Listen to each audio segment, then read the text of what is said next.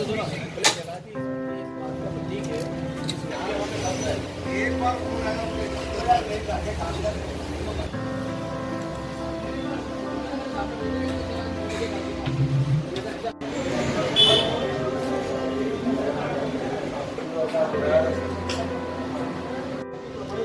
अब चुनावी पोस्टर बनने शुरू हो गए हैं। जी तो अब हर पार्टी के आपके पास पोस्टर आते होंगे जी बिल्कुल आते हैं। है, और सब पार्टियों को पोस्टर बनाते हैं, तो आपका बिजनेस अब हाँ तेजी पकड़ा ना इसमें बिजनेस तेजी पकड़ा है। तो ये बिजनेस अब कब तक तेजी पकड़ने का आसार?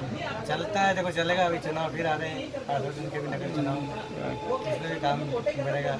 अभी भी बड़ा है काम।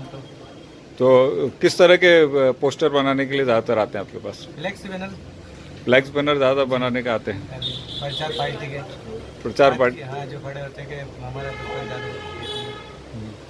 तो इसमें कितने बैनर तक बनाने का आपका रहता है कि कितने? तो आदमी अपने सुरक्षा के हिसाब से बनाता है, कितने लगाना चाहिए, कहाँ तक देख लेता है कि कितने लगेंगे, उस हिसाब से मोबाइल बनवा लेते हैं।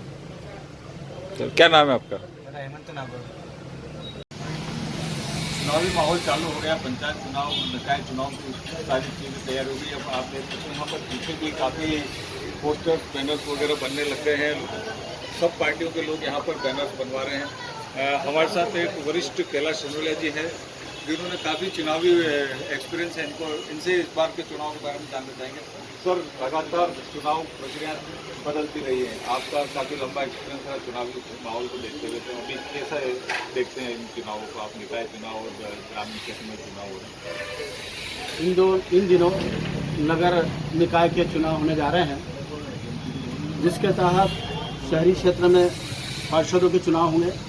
इसी तरह से ग्रामीण अंचल या आंचलिक क्षेत्रों में सरपंच, पंच, जनपद सदस्य और जिला पंचायत सदस्य के चुनाव होने जा रहे हैं।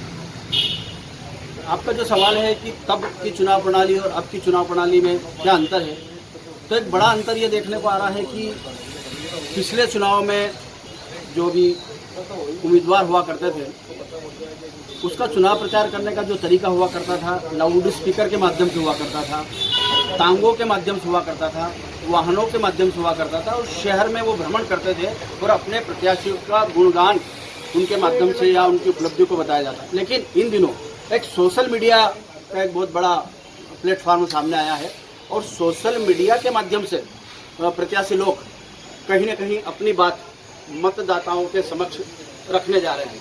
तो वो एक बहुत बड़ा स्ट्रांग यूँ कहना चाहिए कि मजबूत प्लेटफॉर्म है, सोशल मीडिया बन गया। और सोशल मीडिया में एक बड़ी उपलब्धि ये भी है कि कोई धन खर्च नहीं होता है, क्योंकि प्रत्याशियों के लिए कहीं न कहीं लिमिटेशन है कि कितना उनको खर्च करना है। तो सोशल मीडिया में जो अपनी बात कहने का जो तरीका है, उसमें कहीं न कहीं धन खर्च का जो गणना वो भी नहीं होती है। और एक दूसरा जो बड़ा फैक्टर ये आ रहा है कि पोस्टर के माध्यम से भी कहीं न कहीं मतदाता के समक्ष उम्मीदवार अपनी बात कहने का प्रयास कर रहे हैं। तो इन दिनों मैं ये देख रहा हूँ कि शहरों में जहाँ जहाँ भी इस तरह के प्लेटफार्म हैं जहाँ पे पोस्टर बनाए जाते हैं, उन पोस्टरों की दुकानों पर जो उम्मीदवार है उनकी भीड़ जुट रही है। उनका मैटर जो भी वो देना चाहते हैं, जो अपनी उपलब्धियां बताना चाहते हैं, वो मैटर भी उन लोगों के पास जा रहा है। तो निसंदेह इस बात को कहने में कोई संकोच नहीं हो सकता कि जो लोग इस कार्य से जुड़े हुए हैं, जो कोरोना काल में कहीं न कहीं प्रभावित थे, उन लोगों को कहीं न कहीं एक धंधा, एक नया कारोबार घर बैठे प्राप्त हुआ है। तो लगता है कि लगभग एक माह तक इन लोगों का